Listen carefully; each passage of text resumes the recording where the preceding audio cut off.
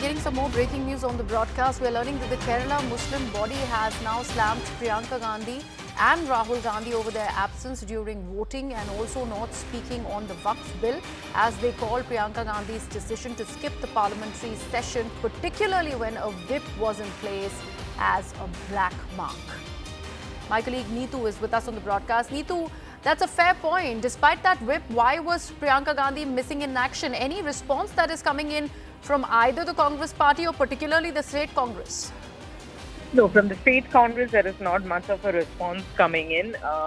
We saw in the last few days there have been discussions at the national level as to why Priyanka Gandhi was not in the parliament when this happened or when this discussion was going on.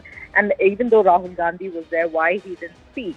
So that's the same thing which the newspaper, which is the mouthpiece of Samasta Kerala Jamaat-e-Ulema in Kerala, which has now raised this point, stating that it is a black mark that she was not there when the fight, when the BJP, the exact quote was, this was a black mark, and at a time when the BJP was bulldozing the fundamental rights of Muslims.